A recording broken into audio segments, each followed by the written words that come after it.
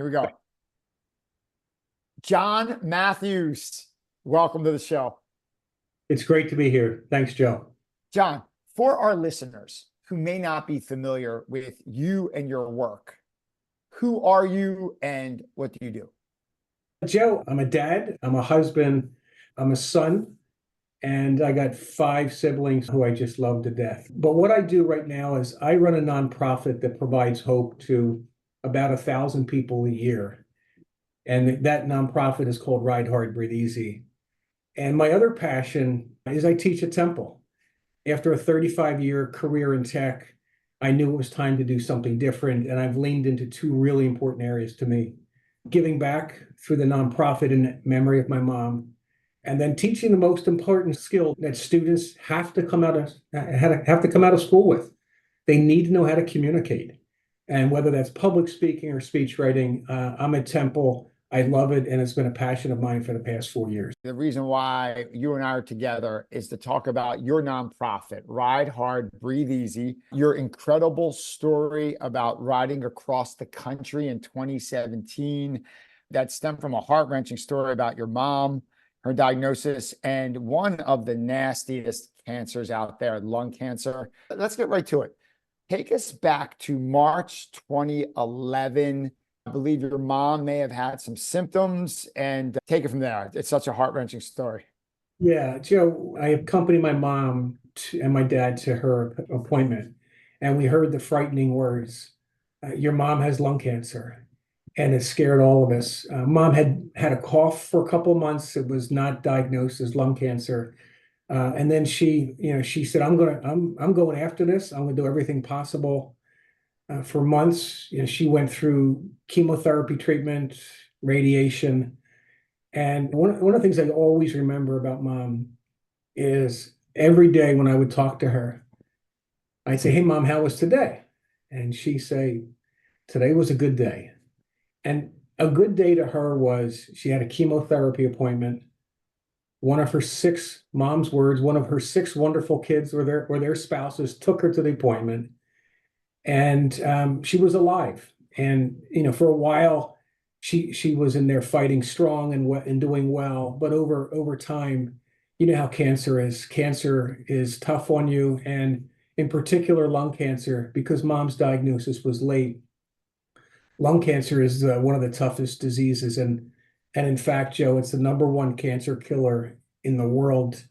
It's the #1 cancer killer in the United States. It's the #1 cancer killer in Idaho, Pennsylvania, Florida, West Virginia, you name the state. It kills more men and more women in each and every state in this country than any other cancer.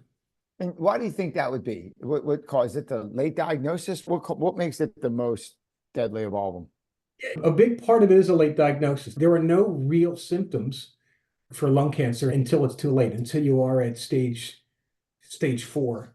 So there's another important piece, which is such a stigma with lung cancer.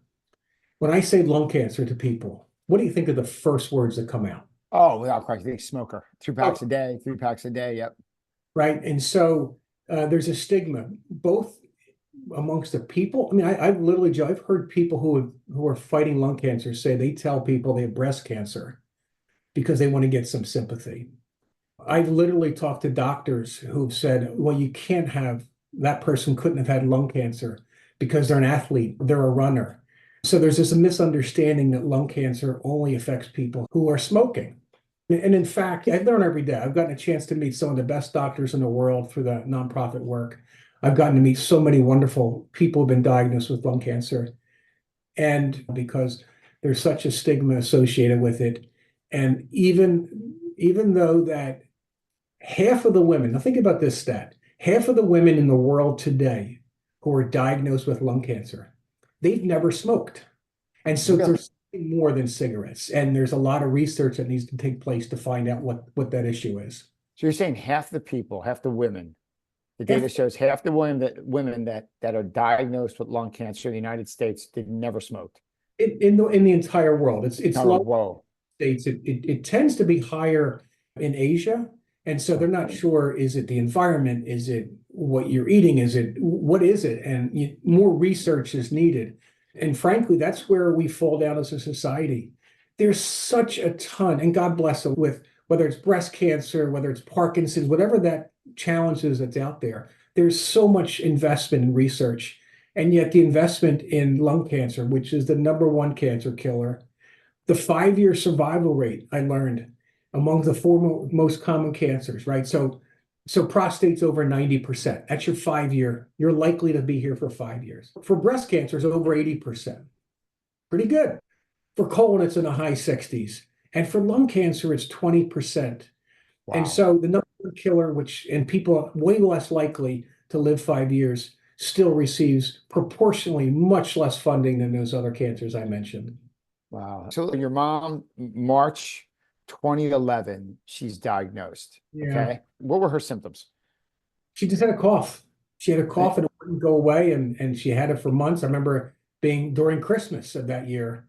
We're all talking, Mom, you got to get to another doctor. And there was nothing other than this damn nagging cough that she had. Then you go to the doctor, and then at what point they order some scans at some point, or? Yeah. They go through a normal battery of tests. There's a test available today and has been available for years. It's called a low-dose CT scan. Mm-hmm. And that low-dose CT scan identifies whether it's lung cancer or not, period. The challenge is you don't get that unless you are considered, you qualify for it. What does qualification mean? You have to be between 50 and 80. You have to have smoked in the last 15 years. And you had to have 40 years of smoking, pack years. What does that mean? 20 years, 2 packs a day. 40 years, 1 pack a day. The math of you need to have a significant amount of smoking. And so that you're already you're limiting my mom. My mom hadn't smoked in 30 years, and when she did, it was 3 cigarettes a night. My friend Isabella, who we'll talk about later, she never smoked or never drank in her life. And I've met so many people, men and women, who have never smoked. And that's one of the most important things to know about lung cancer is it's on the rise, and particularly about women, that lung cancer of never smokers continues to be on the rise in the States and all across the world. What do you think of a secondhand smoke? What do you think would be the etiology of that? The second most common reason that scientists say is radon testing. And so radon is that, and there's a big push. If anyone's, as you're listening here, just if you're in an older home, think about radon, if that could affect you. Radon is the second most common reason that people are dying because of that lack of funding I talked about. They don't know, right? You don't know enough about what's the epidemiology, what is it about DNA, what is it about the environment, enough to say, here are the things that we can do to prevent it, not just treat it. Okay. So your mom has symptoms maybe late 2010, March 2011, you can't take it anymore. You guys go to the doctors, let's do some tests. She gets scanned, she gets her diagnosis. What's that like when you hit that out of the blue that comes? What's that feel like? Joe, I've had two horrible days of my life. One of them was mom's diagnosis. The second one was 6 years later, a little over 5 years later, when my dad died suddenly of a heart attack. It was crushing. And you don't know, because at that time we didn't know much about lung cancer. And mom had every reason to live. She's 79. She's got her 6 kids. She had 19 grandkids, and she loved her life to pieces and was spending and a lot of time down the shore with dad. And so it crushed us. But just the way mom and dad helped us live and grow up. We're a very tight family. We all live in the area. As I said, I'm one of 6, 5 boys, the last is a girl. And our job was to make sure mom was in as best a shape as possible each and every day. So every appointment, there was mom, there was dad, but there was somebody. If I was to give advice to anybody with a tough disease, be there or have someone there, because they're going through it, and emotionally it's so tough and so draining, but someone has to come out and be the voice for them and take that burden off of them. So moms, kids, and their spouses, that was our job. Yeah, it's funny. I remember my grandfather passed away like well over a decade ago, but he was in a nursing home from time to time. He had Parkinson's at the end, and like we're old, tough World War II vet, great dude. And he went to a nursing home for like a long week or something after he had he had a stroke or whatever he was going through. And I remember like the big Italian family, like 17 of us showed up at the same time just to hang out with them.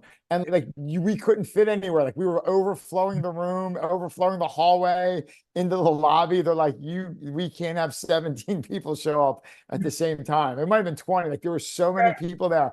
And then we'd all start side conversations, and it was the loudest nursing home you've been in. All these crazy Italians are all like hanging out, but it's great. Like they just brought an energy. He lifted up. It's so great, like having something like that. Right? Absolutely. And same, I Yeah. mean, same concept, Joe, with our family, right? Yeah. We're there for each other. So fast forward December 2011. Your mom's like a week away from passing away. Take it from there. What was the last week like? Yeah, mom had been slowly, unfortunately, we knew the end was coming. And the Friday night, December 2nd, I'll never forget it. Mom is in a hospital bed in our dining room. And I almost bumped my head on the dining room chandelier. And mom's lying there and she says, "Watch your head." And that's the last thing she said to me. I leaned over and I said, Mom, I'm going to do something because all the things I've talked about, many of them I'd already learned. It just seems wrong. Right? There's a stigma. And I just said, I'm going to do something. And I didn't know what it would be. I just didn't. I knew I had to do something. It was in me. When you promise your mom something, you kind of got to do it. Sort of, yeah. That's the way our family is. Several years later, I was talking at a conference that AstraZeneca hosted. I was on there on a panel with as a caregiver, with a survivor, with a doctor, with an oncologist, and I just blurted out because up until then we had raised some money through a local nonprofit, about $60,000, helping them raise money for research, and I just said, I'm going to raise $1 million in my lifetime, and there's about 50 people in the room. And my wife comes up to me afterwards, and Beth is great. She looks at me, she says, What did you say? Yeah. And she, well, how you gonna do it? I said, I have no idea.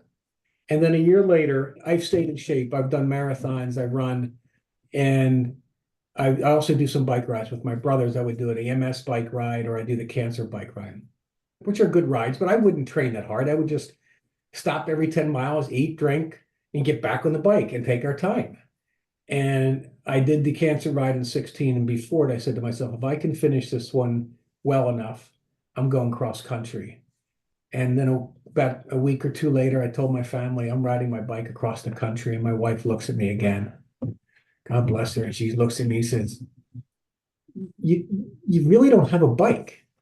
I said, it's 12 years old. Don't worry. I'm figuring it out. But that's what I've learned over in life is if you set big fat, if that's a strategy that works for you, and it does for me, Joe, Yeah. you got to say something like that. And I can't back away from it.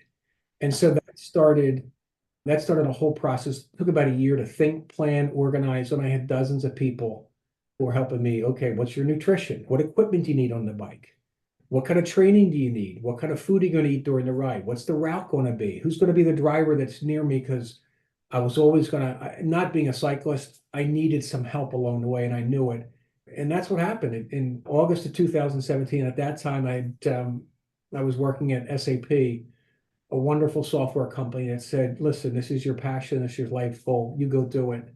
And I left from SAP, and 51 days later, I hit the Pacific Ocean, and it was the most amazing 51 days of my life. All right, let's hold it there and unpack some of this here. All right, so you say, I'm going to raise $1 million, bike across the country. And your wife's like, you're friggin' nuts. Both of them are outlandish. Like you've never raised anywhere near that money before, and you don't bike.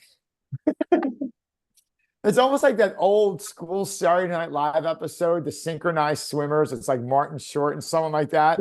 And they're like, we're going to try to get the Olympics. And he looks in the camera. He's like, I don't swim. Like, I don't swim, but I'm going to be a synchronized swimmer in the Olympics. I don't swim. You don't bike, but we're going across the country. What do you think made you say $1 million and I'm going across the country? I mean, both of them are pretty much outlandish from the starting point you were. Yeah, $1 million just sounds big. It's Yeah. and it's something that it commits me for the long term to do something. Because I'm not going to raise $1 million in the first year, but I knew it was going to be something, and it makes me commit to myself and to others that this is not an in and out. I'm committed to the lung cancer community. And then when I chose to do a bike ride, there's a couple things that I'm passionate about in my life. Family is most important, but also exercising and connecting people together. I like connecting people in whether it's at school or whether it's been at work, and whether it's coaching or mentoring, that's something I'm good at. And I thought if I could do something like a bike ride, I knew lots of people had to be involved. People, there were some folks who joined the ride with me in the beginning. My brother came out and rode in the Rockies for 3 days, or three of the hardest days, and he didn't have much time to train because just life had gotten in the way. But I knew that people had to get involved. And the only way this is going to do something and grow is if other people get involved. You know, Joe, what I also found out from the very beginning Yeah. is I think it's an imposition to ask someone to come and help me, right? When I rode across the country, there were 13 groups of, in the cycling world, it's called saggers. They ride the van. They have the food on there. They have the beer. They got the extra clothes. They have the extra bike stuff. It's going to be getting cold, but I have a big Mercedes Sprinter that has a bunch of stuff. And I have 13 groups of people, 2 days, 3 days, 5 days, 4 days, 7 days, who took their time off. They flew to different destinations. They would drive 200 miles to meet me after flying halfway across the country. And they loved it. They were part of something that they knew was my passion. But boy, I gave someone else without even thinking about this. It's one of the best things that's happening right now in the nonprofit is other people gives them a chance to do it in a way that they can. Yeah, a couple things here. It's almost like your Forrest Gump moment, right? Like when he's running across the country, just starts running, Jenny. So where'd you take off? Where was your starting point? Where So when at the time I worked at SAP in Okay. Newtown Square. So I left from SAP. A couple hundred people were there. So you're in Delaware County, Yep. Newtown Square. Hey, Newtown Square, right? And then you take off from there. Yeah. And then what's the plan? If you sketched it out, like you on Route 80, like where do you take it? Where do you just go across 80? Like what goes through your mind when you first take off? Like where's your goal? Do you want to go to like Harrisburg that night? What's your goal? Yeah. What was going through your mind? Day one. So we laid it out one day as best we can, about a day or two in advance. Mhm. So the first day was make it to York, which is York, Pennsylvania, which is about 85 miles. Yep. And it was a tough ride. We're in Pennsylvania. There's hills. Yeah. And it's about, for those that are cyclists, it was about 4,500 feet of climbing. But we're not racing, Joe. We are riding. And since I have those 13 groups of people to meet throughout the time who are going to be sagging, I can only go so far, but I also have to get to a point. So in about 7 days, I'm meeting somebody in Columbus, Ohio. And the reason for Columbus, Ohio is I'm meeting with one of the doctors at the James Cancer Center, who I got to know through a dear friend who runs a nonprofit for lung cancer. And so there were markers that I had to meet the next drivers. And each day it was like, okay, what's the weather like? What's the route like? How much climbing is it going to be? Where can we find a hotel? And we would literally plan it one day at a time.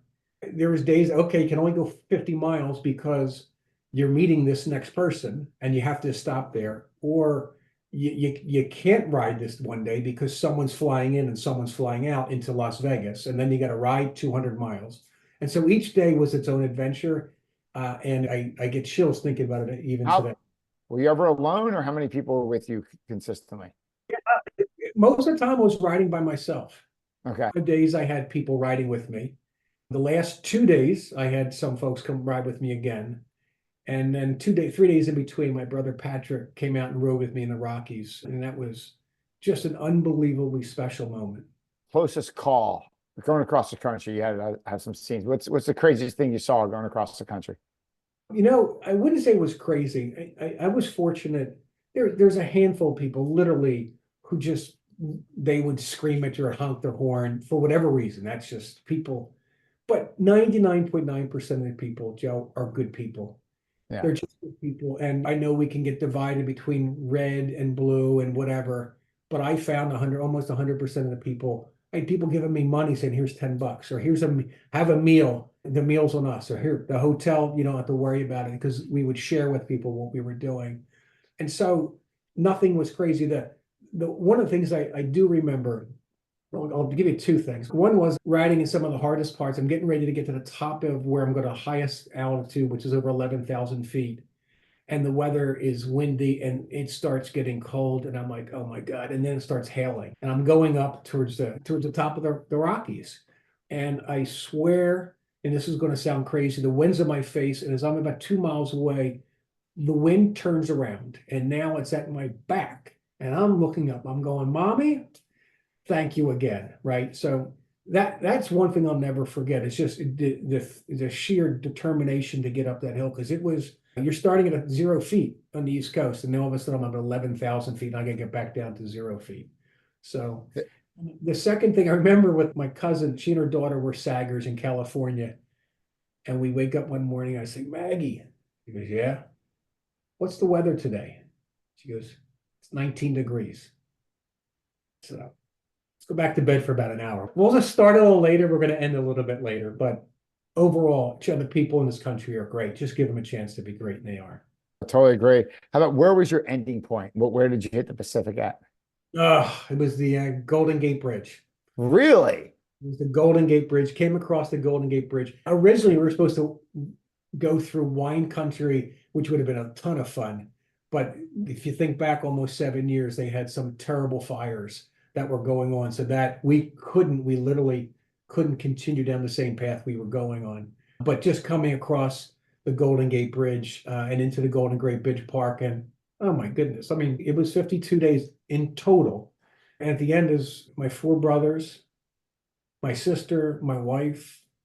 I hadn't seen my son in 7 weeks. He was at Temple at the time, and we're texting and calling, talking a lot. And it's, as you probably know, I know you're a big sports fan. That's the big year for the Eagles. Mm-hmm. I'm getting told by guys at work, hey, keep going. Don't you come back. They're You're the reason they're winning. 9-2. Yes, you can't stop. And then did you touch the water, or what did you do when you went to Golden Gate Park? What was the defining moment there when you crossed? What you do? I finished on day 51. I put the bike in the water, and then for more of a ceremonial, we were supposed to be on TV and in local TV the next day. We're coming across the bridge. That gets canceled because of the fires. But I'm greeted by everybody I just mentioned. And in addition, I'm greeted by one of the people who's inspired my life, Bonnie Adario. Bonnie's a lung cancer survivor, and she was given a 2% chance of living years ago. And she said, and she's a remarkable woman outside of her diagnosis. She said, if I survive this, I'm going to do something. And she built her own nonprofit, and our family got introduced to them, focused on helping people with lung cancer. And there's Bonnie giving me the Bonnie hug. And it was just awesome. And we went out that night, and we had the biggest, fattest Italian dinner. There's 20 of us there, and it was just tremendous to see family and to hug family again. And I'll never forget that, Joe. So first off, amazing story. 2 things that just I noticed. Why do you think the human condition, it takes something like a cancer diagnosis to bring about focus and clarity? You mentioned a couple moments ago, you were just so focused on the moment, and that diagnosis that your mom, it gave you clarity of purpose and gave you a goal.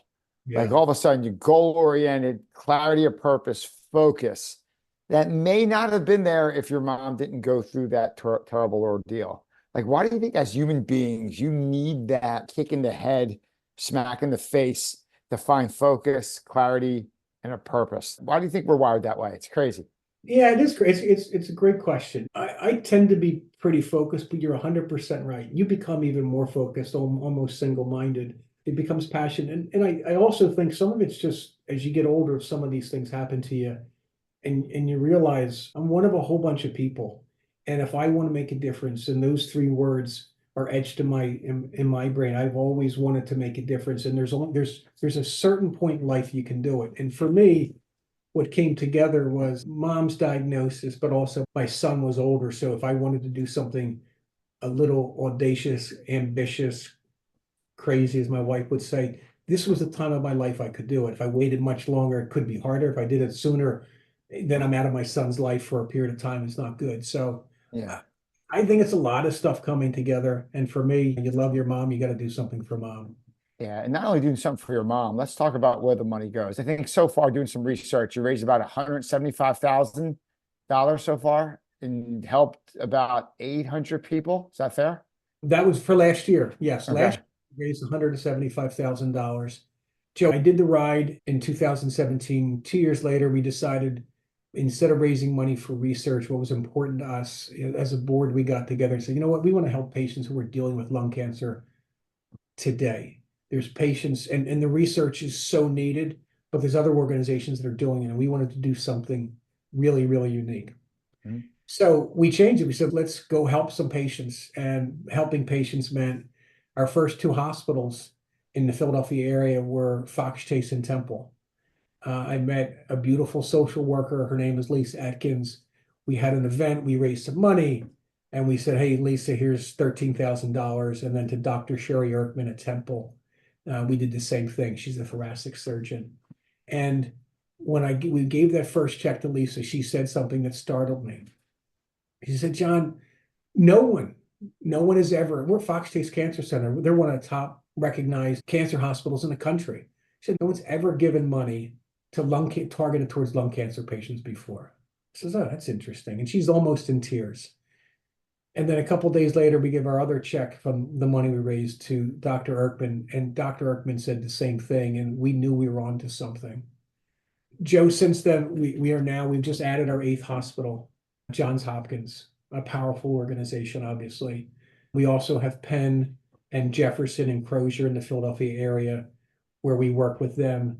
And outside of the area, we work with Duke and Dartmouth, and all 8 hospitals have said the same thing. No one's ever done this before. Our model is pretty simple. We do fun stuff. We got a golf outing that's next week. We do some fun stuff. We raise money. We're cycling, whether it's an evening at an arboretum or golf, and through donations. And we just turn it over. We have no staff, and we give it to these 8 hospitals, and we get out of their way because we have no expertise. This isn't, what I'm good at doing is talking, asking, playing bad golf, riding my bike a long distance and stuff like that. But we give it to them. They identify patients, and here's what they're struggling with. Joe, you and I will have our struggles every day. Something's going to come up and bite us on the butt. Or something. Here's what some patients are struggling with. They need a ride to get to their chemotherapy appointment. Just to get to their treatment. Wow. To get to the treatment. There's people making choices about whether they're going to buy food, whether they're going to go to their appointment, or whether they're going to pay their electric bill. And when I said in the beginning, we expect to give hope to about 1,000 people, we are trying our best to take that financial burden away.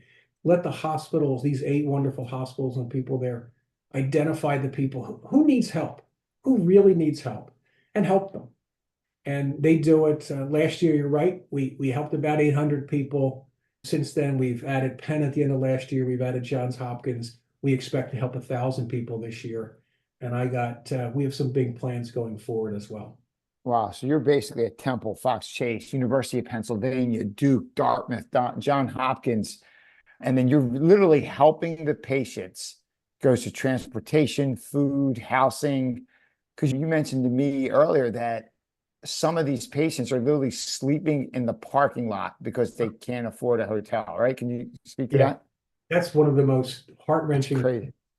It was Dartmouth Cancer Center. So there's a little over 50 of the best cancer hospitals in the country, NCI designated, and they're the best, right? If you get treatment at a better hospital and care, you have a better chance at living. It's that simple.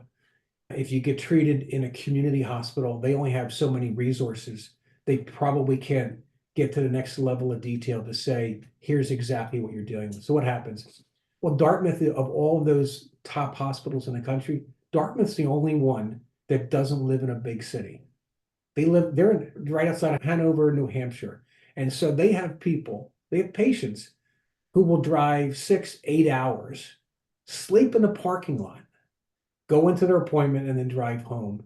And so that's one of the ways that Dartmouth said, hey, you're going to come in, you come in the night before, you come in the day before, you still have to do those 6 to 8 hours, but now you have a place to stay, you can rest, and you can be ready for your appointment the next morning. It's unbelievable. That's what people have to deal with, but that's what we're dealing with, and we're doing our part to help out people. That's awesome. Wrapping this up here, there's a great story you told me about a patient that really made a impact in your life. Isabella Della Jose? Yep.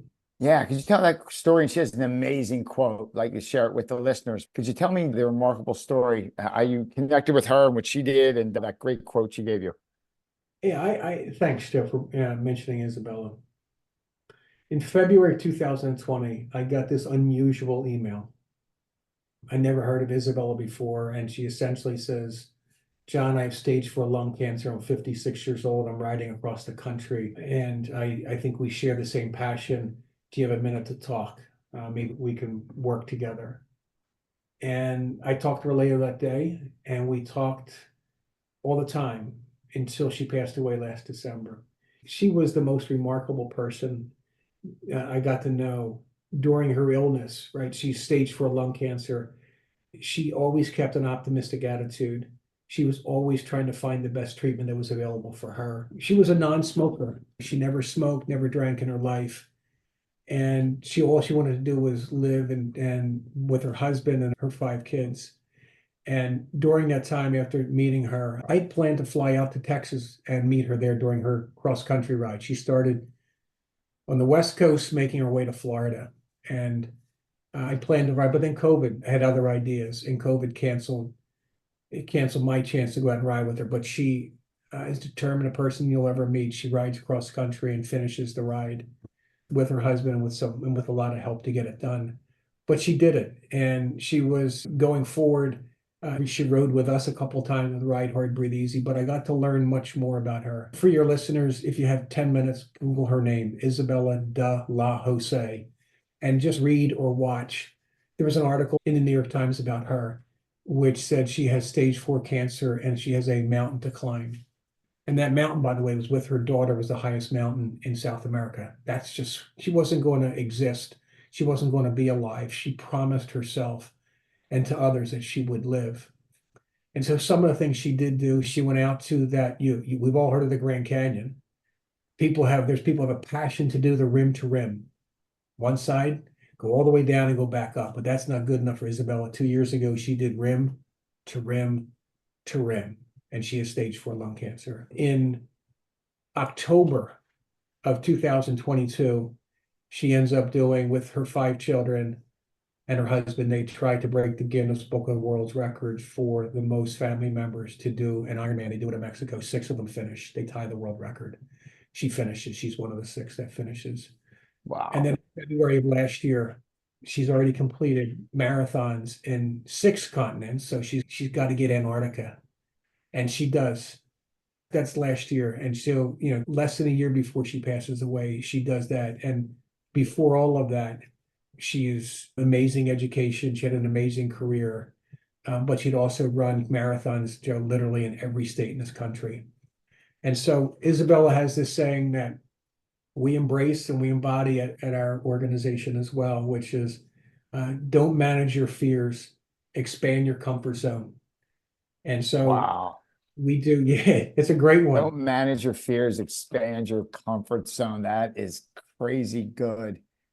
She completed an Ironman with advanced lung cancer. Yeah, her commitment to herself, by the way, during lung cancer was she was going to do an Ironman once a month. Some of them were competitive Ironmans, right? So she did in 2018, she did Kona with stage 4 lung cancer. They gave her a chance to get in. There's an unbelievable video of her about that. So she did that one. She did some more, but her husband, David, would say, her husband's David Crane, David would say, yeah, so she just go out and swim. She'd swim enough. She'd go out and run. She'd run enough. And she'd go out and bike. And she would do her own Ironman. That's what she wanted to do. And so I remember her telling me, she says, John, when I'm on my bike, I'm alive and I'm going to live. And so several times I'll finish this piece about Isabella here. 2 years ago, when we do an annual bike ride, so we'll do one again this year, 5 days, 425 miles around the area. But that year we chose to do a 7-day, 600-mile ride from Duke Cancer Institute to Fox Chase. And 2 days beforehand, Isabella, 3 days ahead of time, she has chemo treatment. And she's like, John, I feel good, but you never know. Sometimes it's 24, 48 hours later. I don't know how I'm feeling. She lives in New Jersey. And I get a call. And then she said, oh, John, I'm not feeling great. She said, call me tomorrow. I'm not sure if I can make it. We're supposed to ride Friday. We're talking Wednesday. I'm like, all right, Isabella, if you need your bike down there, I'll drive it down. I call her Wednesday night. not able to talk. Thursday morning, I'm on my way down, and her husband answers the phone, says she's not well, she's not able to talk. The side effects are awful. I said, okay. 6:30, Joe, Thursday night, I get a text from Isabella. On my way, someone's driving the bike down. See you tomorrow morning. Wow. What does she end up doing? This is where it gets more remarkable. We do 60 miles that day. We start later in the day. We do 100, we do 100, we do 90 miles. We get into Alexandria, Virginia. She then has to get quickly over to Washington, D.C. because she's on the Amtrak home because she's going to Sloan Kettering the next morning for her next appointment. She just wanted to show people, you get a diagnosis, whatever that is, just live. And she insisted on living, and she did some amazing things with each of her children during her last years of her life after her diagnosis. Just live. Wow. Don't manage your fears, expand your comfort zone, and just live. Both just such remarkable quotes. Wrapping this, John, we spoke about a lot. We spoke about your mom's diagnosis, how you audaciously said you're going to raise $1 million, bike across the country, your Forrest Gump moment, your 51 days across, hitting the Golden Gate Bridge. Oh my gosh, the great quote from Isabella. If you could have everyone listening take just one lesson away from everything we discussed, what would that lesson be? Know what matters to you. When I was riding across the country, Joe, a moment of clarity. So I've done a lot of work at some good companies and I had some great chances at stuff. I have great family. There's so many self-help books and what you do in life. And Stephen Covey's one of my favorites, some of his principle-centered leadership and 7 Habits and stuff like that. But I came with, to me, there's 4 elements. The first one is know what matters. So what's important to you? What are your goals? And it applies to everything in life, in my view. Know what matters. Second one is do what matters. If you've set aside that this is important to you, and this applies specifically to me with the bike ride, I had to give up almost everything. I'm training, I'm working full time. And so number 1 is know what matters. Number 2 for me is do what matters. It falls off of that. And then there's the self-assessment piece. And when I've led teams before, it's know yourself. So number 3 is know yourself and then build a team. And it fit perfectly with me because I had no idea what to do. I'd never clipped in, so I had to learn how to ride a bike. I had no idea what a good bike was, so I had to go buy a bike. I had no idea how to get there. And there's a whole team of people who helped me every step of the way. I found a nutrition. My wife found a nutritionist. She said, if you're going to ride your butt across the country, you're going to make sure you're going to come back in one piece. And I want to make sure that you're trained well on the bike, off the bike, as well as you're eating well beforehand and during the ride. And so those whole 4 things, to know what matters, is crucial to me. And I've actually started a small consulting business around knowwhatmatters.net, which is focused on public speaking, which is focused on communication, as well as assisting nonprofits. Wow. I think know what matters is about as good as a spot as any to wrap this up. The guest is John Matthews. The charity is Ride Hard, Breathe Easy. Just doing incredible work for patients suffering with the #1 cancer killer in the world, lung cancer. John, if people are looking for you and your nonprofit online and they want to help, where can we find you? Our website, Joe, is www.rhbe.org. And there's a couple ways you can help. If you make a donation, that's wonderful. If you want to ride with us in September, you can register for a ride. Know that $25 is making a difference to a patient. We had one patient who said to us, you all saved my life by providing me with a ride to the hospital. And so we're saving lives $25 at a time. For some people, it's paying their utility bills. For some people, Joe, it's getting them a wig so they have the dignity that's important to them for their children and their grandchildren. And so each thing costs a little bit more money, but whatever people are willing to and can help out, we would deeply appreciate it. And my mom always said this old Irish saying, many hands make light work. Mm-hmm. And Joe, none of this ever happens if my wife doesn't say, after telling me I'm nuts, says, let me help you out here. or my brothers say, let me ride with you, or friends, or people I never knew. I've gotten to meet some of the best people, both on the treatment side of lung cancer, as well as people like Isabella and others who are still dealing with lung cancer. It's opened my eyes to so many good things. I like to say one of the saddest days of my life, Joe, was my mom's diagnosis. And in a weird way, has brought me so much purpose and joy to help other people. It's opened my eyes, and I think about mom and dad every day. They inspire me to do what I want to do. And in a weird way, I feel so close to them, even though they both passed away. But they're front and center with everything I do. And my dad was just as important in our lives. And dad had just an important, beautiful saying too, which was life is to be celebrated. So doing a bike ride across the country is a way to celebrate life. Helping people is a way to celebrate life. Going out and having fun with family is a way to celebrate life. And I try my best to live up to their high standards every day. I'm going to put the website, rhbe.org, in the show notes. But I'll tell you what, I like quotes. And this episode, John, you are a quote machine. I got know what matters, do what matters, know thyself. Many hands make light work. Let me ride with you. Oh my gosh. And life is to be celebrated. I think that is just a perfect spot to wrap this up. John, wish you nothing but success, man. Keep helping people. You're doing remarkable work, and so glad our paths crossed. Joe, it was a pleasure to meet you. I've listened to a number of your podcasts, and they're so great. They're so authentic. It's real people talking about stuff, and I love the way you bring us all together. So thank you for everything you're doing as well. I appreciate you. The growth that you have seemed to have, at least in the back of your mind too, from where you are today to in the beginning. I mean, God bless you going, Seth, good, let me try this thing, and at $500, I'm going to do it. Now, I love what you said too, which is, well, now I have no excuse, right? Yeah. Which is great. What do I do? Listen, I was scared. I had no excuse before. I didn't know what to do. I don't know what the program. I don't know the tech. I'm like, oh, I had so many excuses. Now, like, I have no excuse. I know what I'm doing. I'm like, Yeah. oh my gosh, now I got to have one. It was the scariest thing. I know I was on the hook. I was on the hook. Yeah. To meet people, like if I didn't do what I did, I never would have met you. And you're just one of another of dozens of people who are just doing great stuff. There's a nonprofit community I live in Cheltenham, and there's a nonprofit coalition of about 15 nonprofits. By doing this nonprofit, I meet other nonprofits and just learn about, my God, there's so many people doing so much great work in this world. And you're just one more example of someone who's just doing good stuff. So thanks for. I appreciate you, man. You made my day. Thank you so much. Rock on, man. Keep doing great work.